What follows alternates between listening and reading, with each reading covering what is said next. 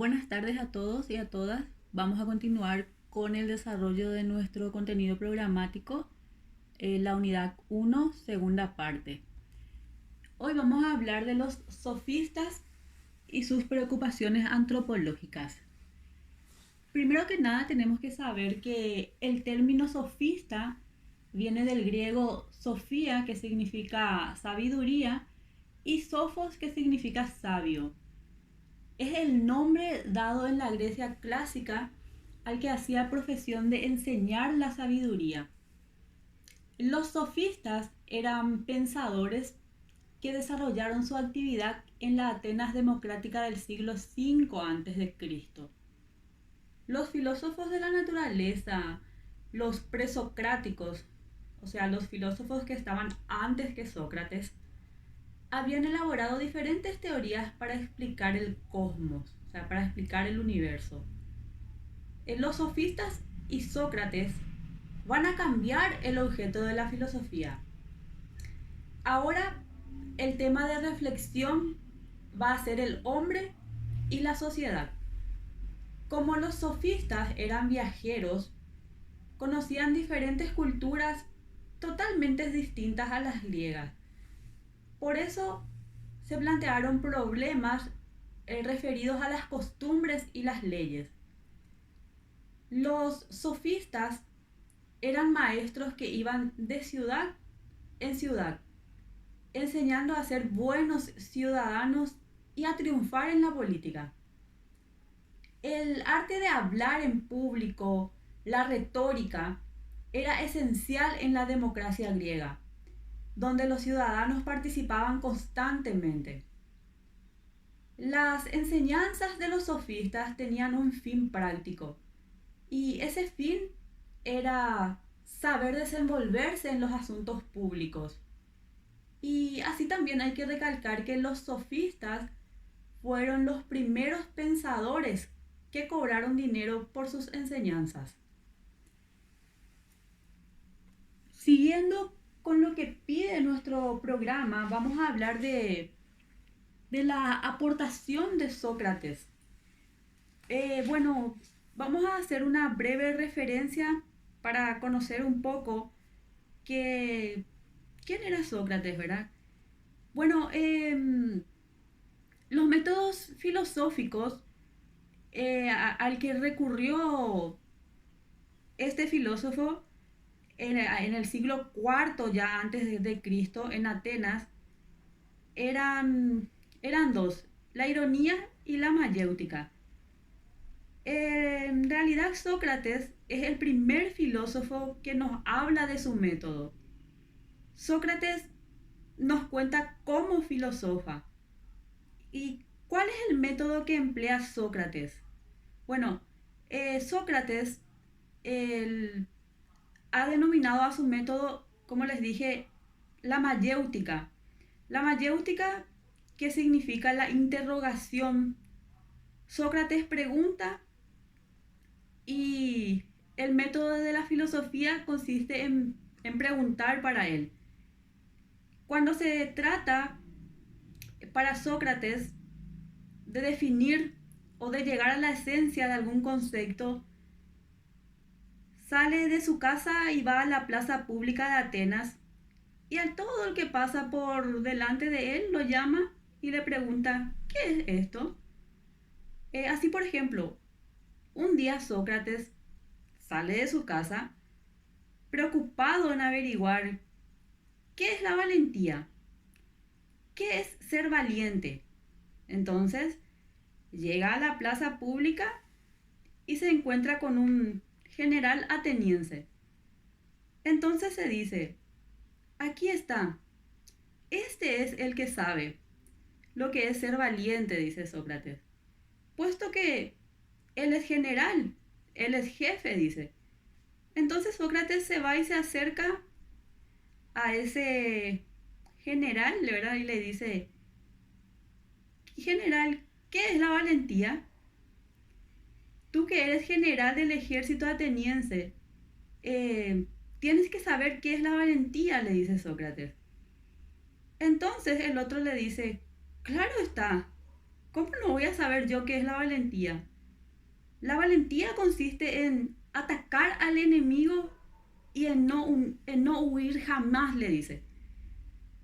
Sócrates se rasca la cabeza y le dice, esa contestación que me has dado no es del tono o del todo satisfactoria, le dice.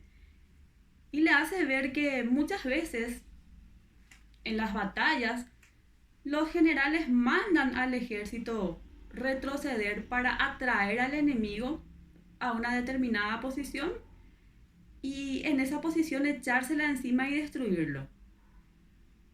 Entonces el general rectifica y dice, bueno, tienes razón, y da otra definición. Y sobre esta segunda definición, otra vez Sócrates ejerce su crítica interrogante, ya que sigue no quedando satisfecho y pidiendo otra nueva definición. Y así, a fuerza de interrogaciones, hace que la definición primeramente dada vaya atravesando por sucesivos mejoramientos, o sea, por extensiones, por reducciones, hasta quedar ajustada lo más posible sin llegar nunca a ser perfecta. Ninguno de los diálogos de Sócrates que nos ha conservado Platón, en donde reproduce con bastante exactitud los espectáculos o escenas que él presenciaba, consigue llegar siquiera a una solución satisfactoria, sino que se interrumpen, como dando a entender que el trabajo de seguir preguntando y seguir encontrando dificultades, interrogantes y misterios en la última definición dada no se puede acabar nunca. Y es así que Sócrates llega a su famoso método de la mayéutica, que como les dije no es otra cosa que un interrogatorio. O sea, Sócrates pregunta y por medio de esas preguntas llega a ciertas respuestas de ciertas definiciones de cosas que él desea saber. Y su otro método es la ironía. Irónicamente, Sócrates, que fue un sabio, decía con su famosa frase, yo solo sé que no sé nada. O sea, le hace irónicamente entender a su interlocutor que él es el que sabe. Le dice, yo no sé, pero tú sabes. Entonces por eso su método se llama también la ironía. Y bueno, a partir de Sócrates, el alma se ha convertido en nuestra propia personalidad. Nos identificamos con nuestra alma. La filosofía socrática es esencialmente meditación ética. Sócrates habla acerca de la inmortalidad del alma. Sócrates también nos ha dejado obras, Sócrates no ha dejado obras, sin embargo, nos ha dejado bastantes enseñanzas referentes a la moral y los problemas humanos. Siendo así, Sócrates el primer filósofo que nos habla del método, como les dije, que era la mayéutica y la ironía. Y a la pregunta de quién existe, Sócrates responde, existen los conceptos. En cuanto a la moral intelectualista que tenía Sócrates, el interés fundamental de la filosofía para él era la moral. Era llegar a tener de las virtudes, de la conducta del hombre, conceptos tan puros y perfectos que la moral pudiese aprenderse, enseñarse, como las matemáticas, y que nadie fuese malo. Eso era lo que buscaba esencialmente Sócrates. Sócrates decía, no hay malos, sino tontos. El que es malo es porque no sabe, decía Sócrates. Bueno, vamos a pasar ahora a hablar del del siguiente filósofo, que es Platón. Platón, y vamos a hablar también de su método, que era la dialéctica. Bueno, siguiendo con Platón, fue discípulo de Sócrates, entonces tenemos que hablar un poquito también de Sócrates para poder llegar a hablar del método que desarrolló posteriormente Platón. Ese método socrático del cual estábamos hablando, que consistía en la interrogación llamada mayéutica, en el tema de la pregunta y de la respuesta, es el que Platón, discípulo de Sócrates, perfecciona. Platón perfecciona la mayéutica de Sócrates y la convierte en lo que él llama la dialéctica. La dialéctica platónica conserva los elementos fundamentales de la mayéutica socrática. La dialéctica platónica conserva la idea de que el método filosófico es una contraposición, no de opiniones distintas, sino de una opinión y la crítica de ella.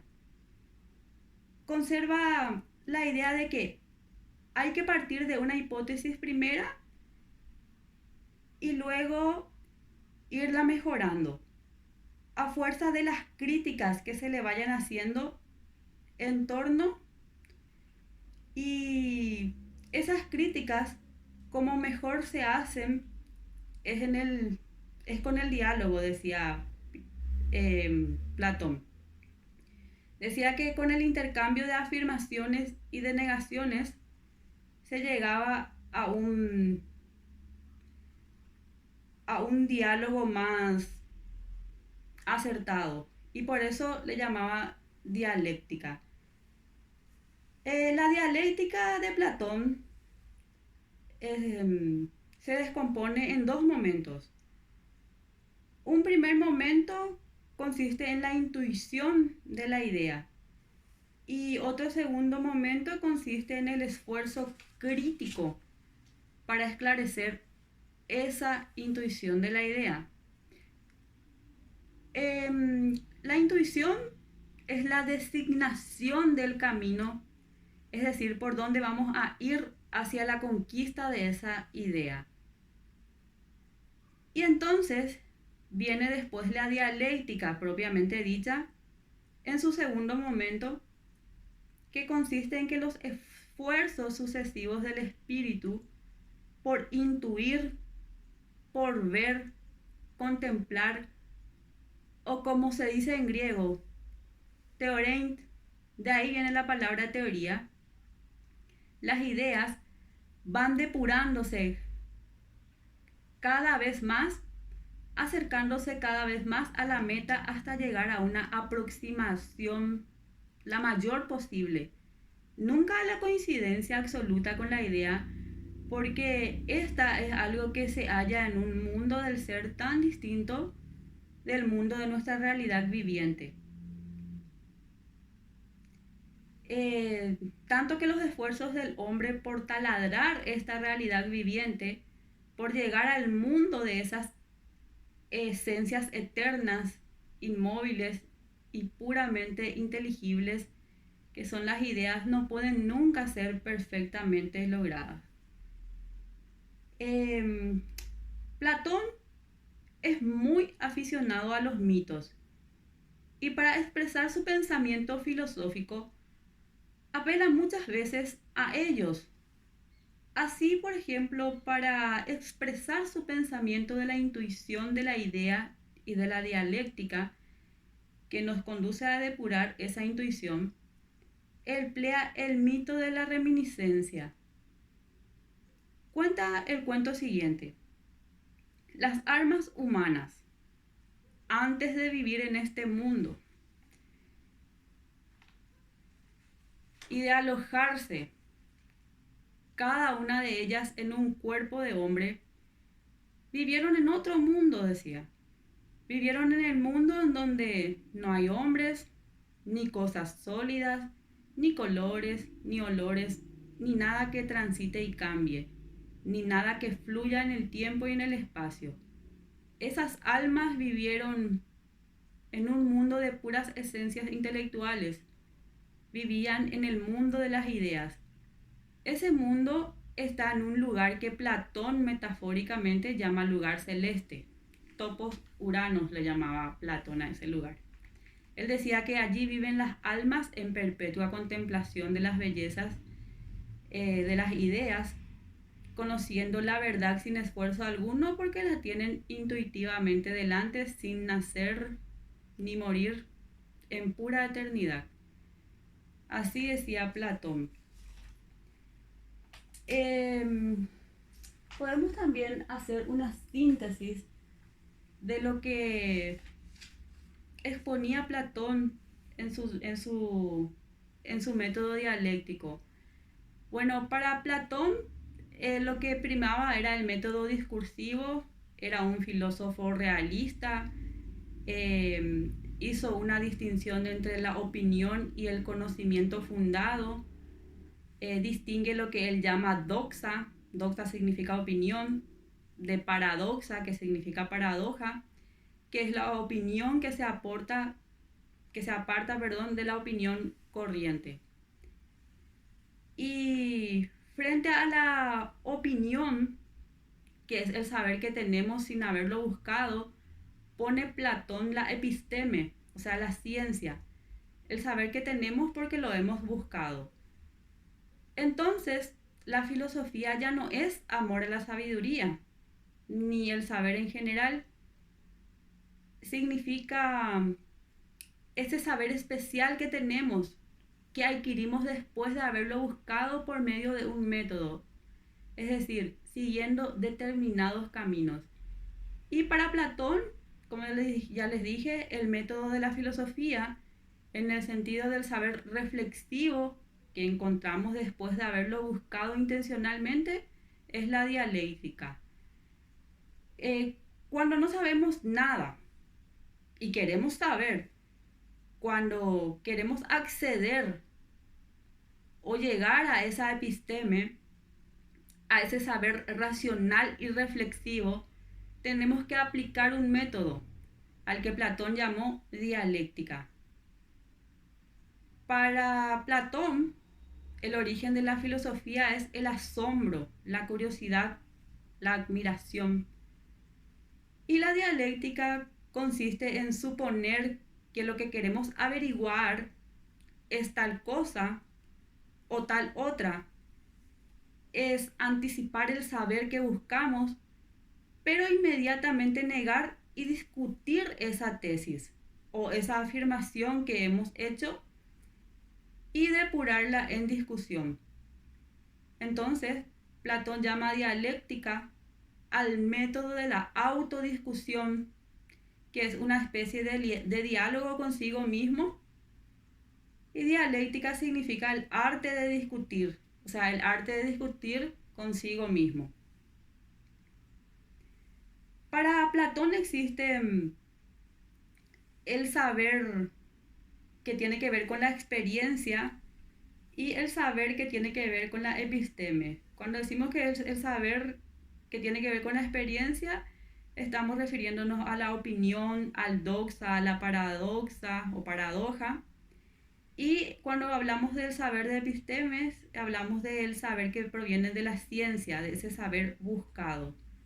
Entonces, a la pregunta ¿quién existe? Platón dice, existen las ideas. La verdad para Platón son las ideas. Bueno, ahora vamos a hablar del siguiente filósofo,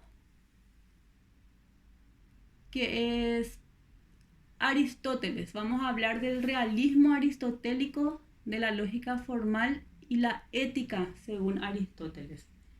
Bueno, Aristóteles sostuvo lo que hoy se llama una ética de las virtudes. Según Aristóteles, las virtudes más importantes son las virtudes del alma, principalmente las que se refieren a la parte racional del hombre. En su obra Ética Nicomaquia, Aristóteles tomó dos cosas en cuenta: la calidad del ser humano y la calidad de la vida. Decía Aristóteles que un ser humano excepcional es un ser exitoso, ejemplo de humanidad. Decía que una persona que vive una vida excepcional hasta la muerte,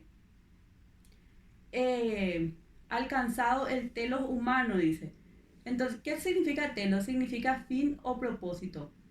Aristóteles creía que el conocimiento ético no es solo un conocimiento teórico, sino que una persona debe tener experiencia de las acciones en la vida y haber sido educada en buenos hábitos para poder volverse buena. Decía Aristóteles, para que una persona se vuelva virtuosa, no puede simplemente estudiar qué es la virtud, sino que debe hacer cosas virtuosas. El filósofo lo expresa con el proverbio tan conocido que decía, porque una sola golondrina no hace primavera. Y decía, ni un solo día, y así tampoco hace venturoso y feliz un solo día o un poco de tiempo. Eso decía Aristóteles cuando hablaba de la ética. Ahora, hablando de la lógica formal de Aristóteles, tenemos que resaltar que Aristóteles fue amigo de Platón, pero como él mismo dice, más amigo de la verdad. Desenvuelve a su vez el método de la dialéctica en forma que lo hace cambiar de aspecto. Aristóteles se fija principalmente en ese movimiento de la razón intuitiva que pasa por medio de la contraposición de opiniones, de una afirmación a la siguiente y de esta a la siguiente. Se esfuerza por encontrar la ley en virtud de la cual de una afirmación pasamos a la siguiente. Esta ocurrencia de Aristóteles es verdaderamente genial. ¿Por qué? Porque es el origen de lo que llamamos la lógica. No puede decirse que Aristóteles sea el inventor de la lógica, puesto que ya Platón en su dialéctica tiene una lógica implícita, pero Aristóteles es el que le da la estructura y forma definitiva a la lógica. De una forma y estructura definitiva a eso que llamamos la lógica, o sea, la teoría de la interferencia de una proposición que sale de otra proposición. Entonces, de allí también sale lo que conocemos como silogismo. El silogismo es la forma del razonamiento por medio de la cual de una proposición general, por medio de otra también general, se extrae una proposición particular. Las leyes del silogismo, sus formas, sus figuras, son el desenvolvimiento que Aristóteles hace de la dialéctica. Entonces, para Aristóteles, el método de la filosofía es la lógica, o sea, la aplicación de las leyes del pensamiento racional que nos permite transitar de una posición a otra posición por medio de los engarces que los conceptos más generales tienen con otros menos generales hasta llegar a lo particular. Y esas leyes del pensamiento racional son para Aristóteles el método de la filosofía.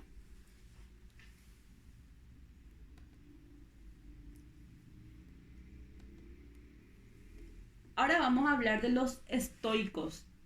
El título de nuestro programa dice el estoicismo y el desarrollo del derecho en Roma, Cicerón y Marco Aurelio. Nos pide hablar de esos dos juristas, ¿verdad? Bueno, primero que nada vamos a empezar definiendo lo que es el estoicismo.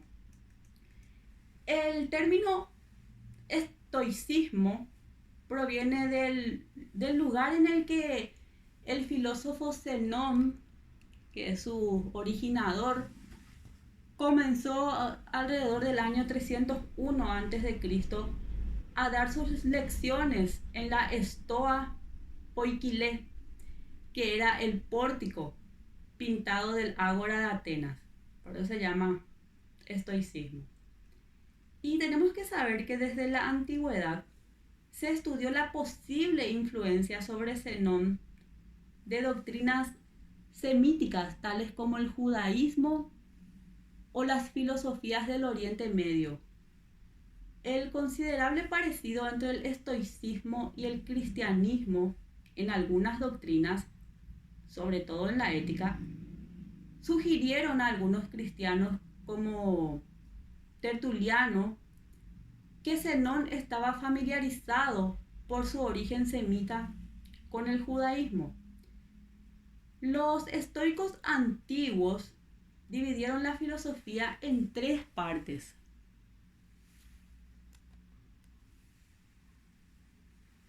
Dividieron en una primera parte que es la lógica, que tiene que ver con la teoría del conocimiento y de la ciencia. En otra segunda parte que es la física, que es la ciencia sobre el mundo y sobre las cosas. Y la tercera parte que es la ética, que es la ciencia de la conducta, a la que le daban mayor importancia. Los estoicos enseñaban que todos y cada uno de los seres humanos, sin importar su condición social, racial o sexual, solo debido a su humanidad, tienen una porción de lo divino, que nuestra inclinación a hacer distinciones y juicios éticos es porque todos tenemos un Dios interior que nos hace escoger ante distintas disyuntivas. Además, los estoicos luchaban por la igualdad en la educación de las mujeres. Hasta los estoicos ya luchaban por la igualdad entre el hombre y la mujer. Y fue entonces que el estoicismo influyó también en algunas partes del pensamiento cristiano y en numerosas corrientes filosóficas posteriores. Desde los primeros padres de la Iglesia como Jerónimo y Tertuliano, hasta los pensadores de los siglos XVII y XVIII como Descartes y Kant, que también vamos a hablar de ellos más adelante. Por ejemplo, el filósofo holandés Hugo Grotius citó a Cicerón y a Séneca más que ningún otro autor en su obra del derecho de la guerra y de la paz. De todos ellos vamos a hablar más adelante, así que vamos a seguir avanzando. Nuestro programa pide también hablar específicamente de Marco Tulio Cicerón. Bueno, más conocido como Cicerón a secas, ¿verdad? Fue el más influyente de los juristas romanos de su época, usando de sus actitudes en retórica y oratoria para sentar numerosos precedentes en jurisprudencia. Como escritor, aportó al latín un léxico abstracto del que carecía y contribuyó al idioma transformándolo definitivamente en una lengua culta, apta para la expresión del pensamiento más profundo. Cicerón, como moralista, defendió el humanismo y la supremacía del derecho natural contra la violencia y la tortura. Cicerón recibió una amplia formación en derecho y en filosofía helenística, siendo uno de los principales responsables de su introducción entre las clases elitistas romanas. Tuvo muchos maestros recibiendo una gran influencia del estoicismo. En su madurez, Cicerón fue un apasionado de la República. Creía que la dignidad humana necesitaba instituciones republicanas mediante las cuales las personas se pudieran gobernar a sí mismas, evitando la tiranía arbitraria. De hecho, fue con ese argumento que justificó el asesinato de César en manos de Bruto. Cicerón temía que una vez que una monarquía se instaurara, nada le impediría dar un giro en una dirección arbitraria y opresiva, tal y como tantas veces ocurriría en Roma. Posteriormente fue ejecutado, acusado de ser enemigo del Estado de Roma en el año 43 a.C.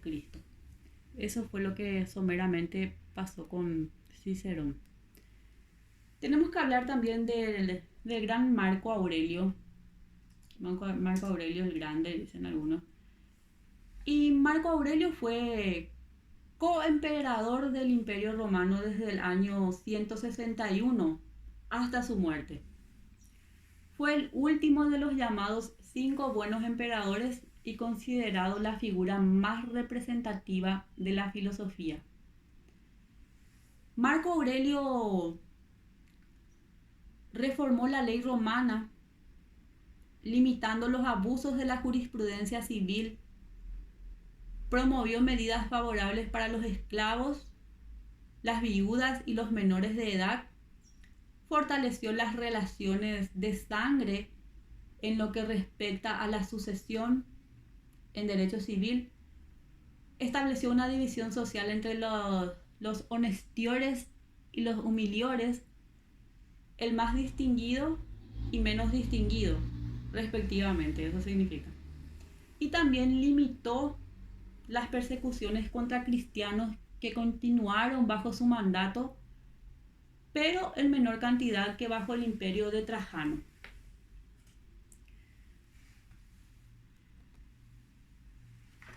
Ahora vamos a referirnos a Santo Tomás de Aquino. Vamos a mencionar sus aportes. Bueno, Santo Tomás de Aquino fue un filósofo, teólogo en realidad.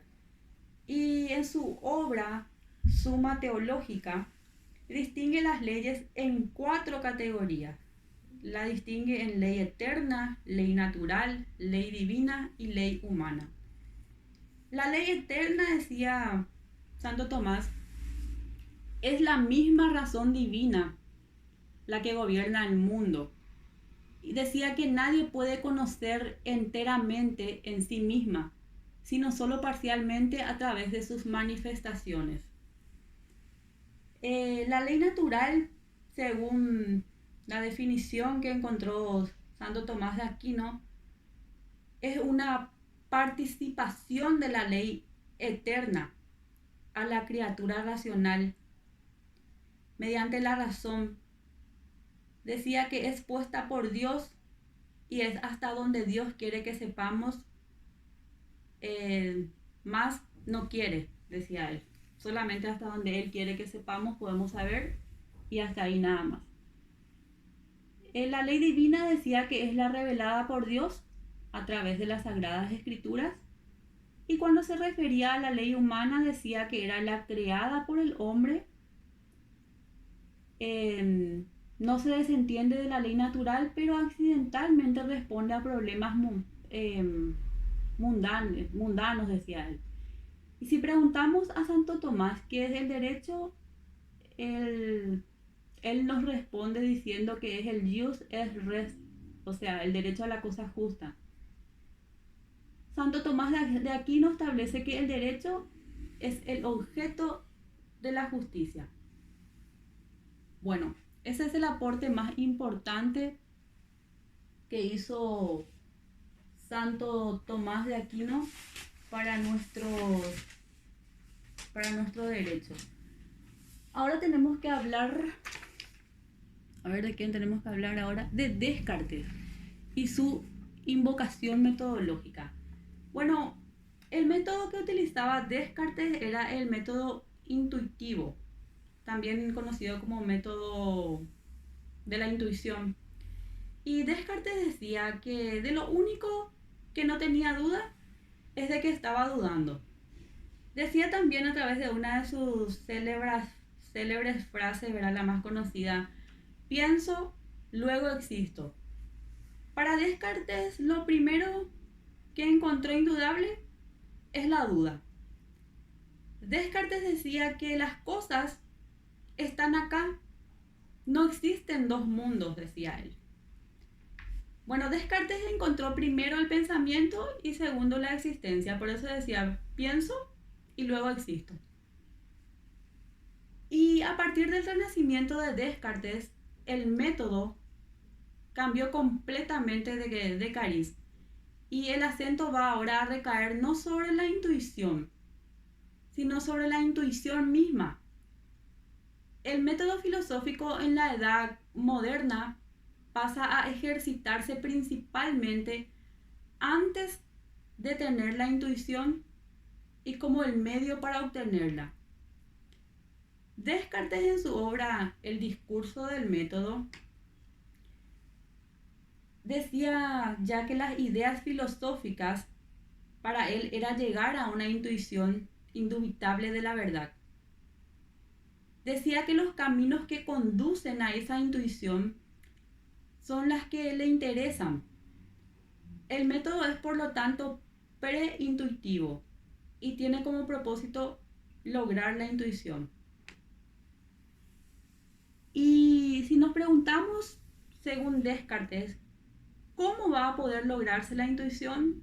Él nos responde buscándola, dividiendo en partes todo objeto que nos ofrezca confuso, oscuro, no evidente, hasta que alguna de esas partes se nos convierta en un objeto claro, intuitivo y evidente. Entonces ahí tenemos la intuición, decía Descartes. Descartes decía que para captar algo debemos de analizar. Entonces, el método intuitivo, según Descartes, es el análisis, la reflexión y la duda. Para Descartes, la verdad es inmanente, o sea, está en este mundo. Este mundo en que vivimos y el mundo de la verdad son uno y el mismo mundo, decía él. Lo que pasa es que cuando lo miramos por primera vez, el mundo en que vivimos nos parece revuelto, confuso, como un cajón donde hay una multitud de cosas, de conceptos caóticos. Si en este cajón nos preocupamos despaciosamente en introducir orden, entonces ese mundo se nos hace de pronto inteligible, lo comprendemos y nos es evidente, decía Descartes, a través de su método. Y si le preguntamos a Descartes, ¿en qué ha consistido el logro de esta evidencia? Él nos responde, ha consistido en un análisis metódico de este mundo, en el fondo del cual está el inteligible mundo de las ideas. El análisis es el método que conduce a Descartes a la intuición. Y entonces ahí utiliza la duda como método. Descartes busca la verdad primera, que no puede ser puesta en duda, que resiste a toda la duda. Busca la incertidumbre y el criterio de que se vale utilizando la duda y se convierte en método. Entonces, indubitablemente para Descartes lo único que existe es la duda. Bueno, vamos a quedarnos acá y mañana vamos a seguir con la tercera parte y la final también de esta primera unidad. Gracias por la atención de siempre.